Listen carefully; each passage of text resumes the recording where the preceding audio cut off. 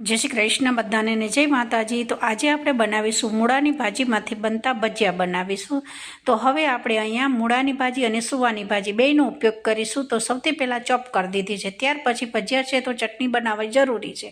લસણ, આદુ, મરચાં, ધાણા અને મીઠું નાખી અને ચટણી સરસ આપણી બની ગઈ છે, સાથે અડધું ટામેટું નાખ્યું છે। આ ચટણીને પાણી નાખ્યા વગર બનાવી છે અને ઉપરથી વઘાર કરી ચટણી તૈયાર થઈ ગઈ છે। હવે આપણે ભજીયાનું બેટર બનાવવાનું છે। બે અહીંયા ભાજી લીધી છે, ચણાનો લોટ લીધો છે। હવે એક બાઉલમાં આ રીતે ક્રશ કરીને થોડા મૂળા રાખેલા છે, આદુ, મરચાં, લસણની પેસ્ટ છે અને આ રીતે ભાજી ઉમેરી દેવાની છે। થોડી ડુંગળી નાખવાની અને પછી આ રીતે ચણાનો લોટ ઉમેરી 1 ચમચી ભાખરીનો લોટ નાખ્યો છે અને બેટરને પાણી નાખ્યા વગર તૈયાર કરી દીધું છે। અહીંયા આપણે પાણીનો બિલકુલ ઉપયોગ કર્યો નથી, ભાજીનું છૂટે છે એ જ પાણીમાંથી બેટર તૈયાર થઈ ગયું છે। ગરમા ગરમ તેલમાં આ રીતે ક્રિસ્પી આપણા ભજીયા તૈયાર થઈ ગયા છે। ભજીયા હોય તો સાથે મરચાં તો જરૂરી છે। તો આજની રેસીપી આપણી તૈયાર થઈ ગઈ છે।